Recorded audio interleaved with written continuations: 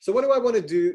What I want to do today? I want to give you kind of in a few minutes a kind of stylized view of how I see the past European integration and a big role there for recurring crises and kind of main shifting paradigms that have undergirded, have been the foundation of European integration. I want to talk briefly, again, this is an academic talk about, you know, a lot has been written on this, so there's a lot of existing explanations, and I think they're all good, right? They all get an essence of European integration. But there's one part, and that's, I think, a general trend in political science that, of course, we've borrowed from economics, is we tend to be too micro about things. We tend to look for micro foundations for our big macro explanations. And I think sometimes it's the macro that influences the micro, in a sense, like big global trends, whether they economic, be they political. Europe shapes them partially, but also they are undergoing it, right? And they're borrowing. I mean, I think that the major weakness in my previous work on ideas always was, yeah, but where do ideas come from? They don't always come from within a country, right? There's global influences, they travel, they go over time and so on. So what I want to do today is to introduce a kind of macro structural lens to the study of European integration. So what I think is missing in a lot of this literature, and because we almost take it for granted, is the kind of macro foundations of these kind of paradigm shifts in EU integration, right? And so in a paper I wrote with Mark Blythe at Brown University, we called it Black Swans, Lame Ducks, and the Mystery of IPE's Missing Macro. We wrote this piece in response to Brexit and Trump, the phenomenon, and kind of trying to explain how many IPE theorists were surprised by some of these things, because our theories, most of them based on the 1990s and 2000s, a very stable world from a Western point of view, fell short, right? So we look at macroeconomic regimes as follows, right? So what we basically saw is, as I just gave you the stylized overview of European integration, macro regimes, think about them being defined by the main target variable for a country's macroeconomic policy, right? And so once that target's been chosen, it then necessarily shapes future institutional choices. And here we saw the big difference between the post-war world, the embedded liberal world, which the main target was full employment in response to the high unemployment of the 1930s. The paradigm, the macro regime too, was based on low inflation or price stability in response to the inflation of the 1970s. But once that's your main target, all the institutions of a state, the welfare state, employers, labor unions, right, start to basically orient themselves around that target, right? And so macro regimes for us were economic policy targets embedded within dedicated institutional complexes that are both generative of and contingent upon the production of those targets. So think of macro regimes as the hardware of capitalism, right? The institutions that make the rules of the game, right? Upon which different software packages, and these are the policy targets and the ideas that underpin them, right? So Keynesian ideas around full employment, Milton Friedman, Hayek's ideas around low inflation, and so on. In the 1970s. So again, this is reductionist by all means, right? But we think it's theoretically valid because these policy targets not only create winners and losers, they privilege certain institutions over others, right? So once you pick full employment as the target, you're willing to allow a little bit of inflation, which of course makes it very tricky for creditors. And makes it actually quite good to live for debtors, right? I mean, if you have a lot of debt and your income keeps going up faster, it's much easier to pay that off, right? Student debt in the United States, people with houses, they want to see their house prices go up faster than the mortgages they have to pay, and so on, right? So the thing is, I mean, you could say immediately, well, have we not been here before? I mean, most explanations of the 1970s have taken as given some kind of exogenous shock. And so our attempt of macro regimes is basically an effort to endogenize, to try to endogenize change. Because it seems to me and to Mark, as we wrote this piece, that we constantly keep being surprised, but should we really be surprised? Because once we pick a policy target, that's the most important target, and everybody starts gaming the system around those targets, at some point you run into kind of long-run system pathologies, right? Like, you know, low inflation becomes an end, and then before you know it, inflation is too low. Just like high employment or low unemployment created inflation and all kinds of problems we saw in the 1970s. So if you look at macro regimes as endogenous problems, right, is that basically every paradigm has the roots of the next crisis built in it, right? Then we cannot only explain the stagflation of the 1970s, which was always going to happen given the full employment target we picked, and the global financial crisis of 07, 09, and the current populist anti-elite revolt in the West, because of this kind of creditors' paradise we created with low inflation. The point I want to make to you today is that this can be applied not just to US economic policy or German policy or Korean economic policy, but it basically is the broad overarching paradigm or regime, if you want, within which European elites build the next stage of European integration. European integration in the 90s and the 2000s was this amazing success story, right? I mean, the euro was implemented. Nobody thought that was going to happen. Enlargement happened, an amazing success, right, of democratization and introducing market economies. This was all done in a peaceful manner. Again, the Lisbon Treaty meant that the EU had more powers, that it became more democratic in a sense. It gave more power to the European Parliament.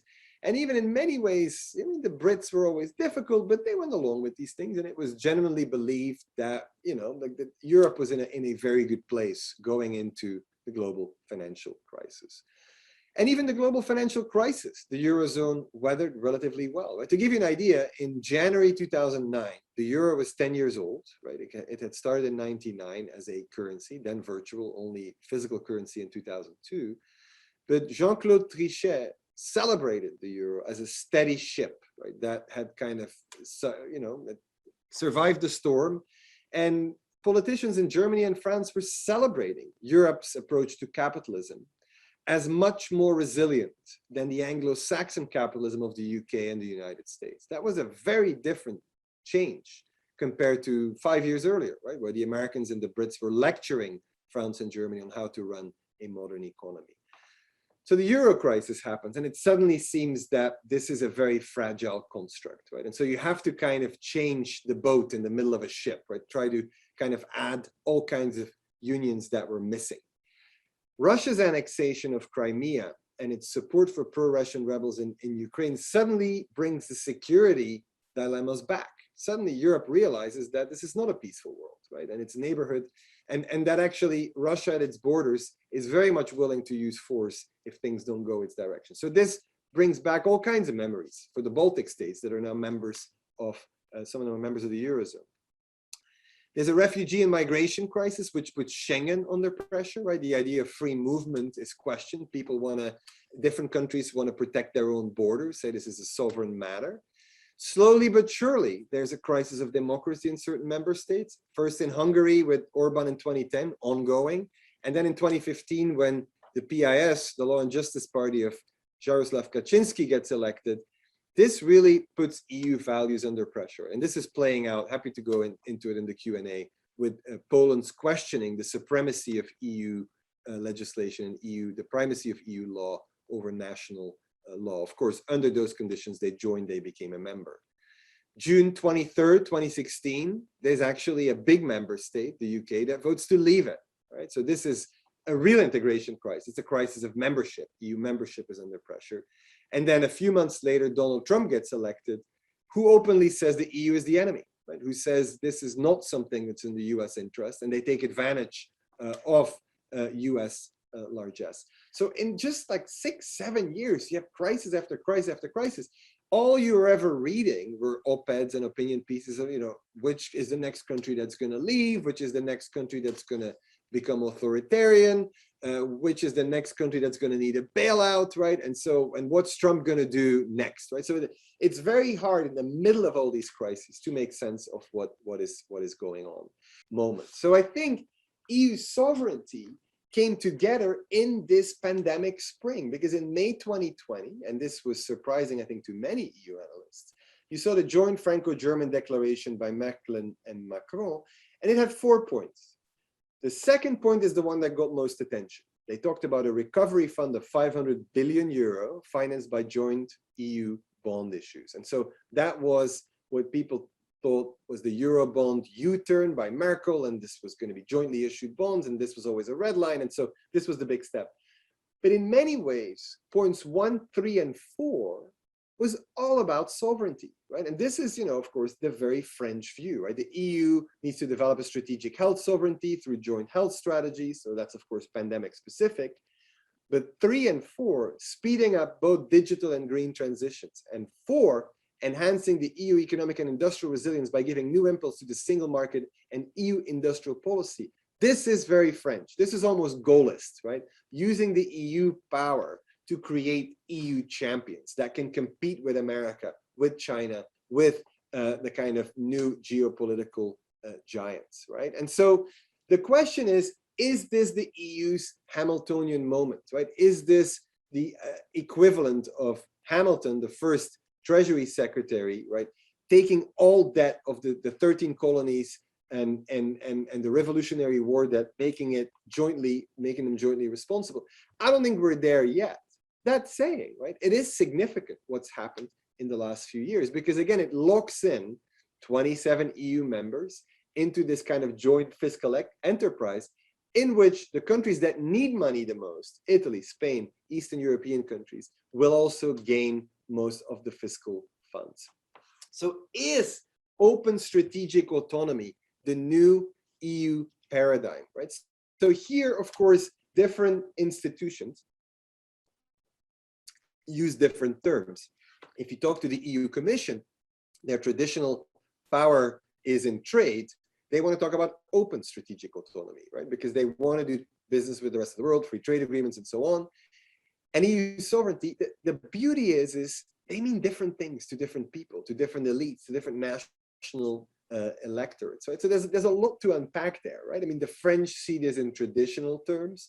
For the Germans, this is also different. Scandinavians look at it differently, but it is potentially a consensus that's emerging that the EU needs to be able to act more autonomously to defend its interests in a multipolar world. This is something all member states agree in. There's different views on how to get there, and many fault lines remain, right? Whether they're north-south, these Eurozone dynamics aren't gone, right? I mean, the North remains reluctant to become a transfer union for the South, and that's where deposit insurance is not a done deal for the Euro. There's East-West differences on climate change, but also on the rule of law, as we see with Poland and Hungary today. Small member states are skeptical of open strategic autonomy. They think it's not going to be that open, right? They want to compete, especially the Netherlands, the Baltics, Ireland, and so on, the Scandinavian countries. And then there's also always this question of EU versus national sovereignty, right? Which is at the heart of the Polish question right now, right? Which is more legitimate? Democracy rests on the national level, not at the EU level, right? But do we need to have more EU sovereignty? But then there's also the realization by a younger generation that problems like climate change, terrorism, global competition, and so on are easier to solve as a bloc. So let me conclude, right? First of all is a note on, clearly in this talk, the role of crises is central. But crises are also open-ended. Not all crises lead to radical change. Some crises do lead to radical change. It's not because the crisis is big objectively that it will lead to big change. It could lead to very small changes. A small crisis can be used by elites to push through radical changes. But there is this line by Jean Monnet in his biography that said that Europe will be forged in crisis and will be the result of the decisions that are made in crises, that I think reassures policymakers maybe a bit too much, right? There's many crises, but not all crises lead to further integration. Many of us thought that the global financial crisis was going to be a big paradigm shift, but it wasn't, right? It took populism and the pandemic to radically shift how we thought about fiscal policy, how we thought about monetary policy, how now we think about industrial policy, right? In a kind of geopolitical world that's much more competitive between blocs, where this has become more important. So again, there's dangers in linear projections, right? The point is, there is an emerging paradigm, there's an emerging macro regime 3, that we're in the middle of forming. The point is, there's no teleology, right? It's not that the EU will end up like the United States of America, right? I mean, that's not a guarantee. It could still all fall apart, right? I think it's less likely now than it was maybe 10 years ago. But again, it can never be fully ruled out. So problems remain, right? There's a rule of law crisis in Poland and Hungary that goes to the heart of EU values. That's incredibly hard to solve. My colleague Dan Kellerman at Rutgers has been warning about this for 10 years now, almost ad nauseum. And I think he turned out to be right. The Eurozone institutions remain incomplete, right? So there's no deposit insurance in the banking union. In the end, the next generation EU, it's a big sum of money, 750 billion euros. But it's still seen in many countries as a one-off pandemic expense that will have to be paid back, and then we'll go back to the old rules. I think that's unlikely because, again, events will take over and that money will be used to invest in green energy and in other things, fighting climate change and in digitalization and things like this. And also remember, despite the US, the Trump moment, and even the Biden administration being more reluctant to basically protect Europe or provide Europe security, EU security apparatus is divided and underdeveloped, right? So that's the question: is that going to be part of EU sovereignty or not? So that said, there's good reasons to believe that EU integration will go on, and that EU sovereignty, just like the single market in the euro and the common market in the 1950s, can serve as a kind of new paradigm binding EU states together, even though the UK is probably gone for a generation, although we'll see. I don't think the UK will be applying to rejoin anytime soon.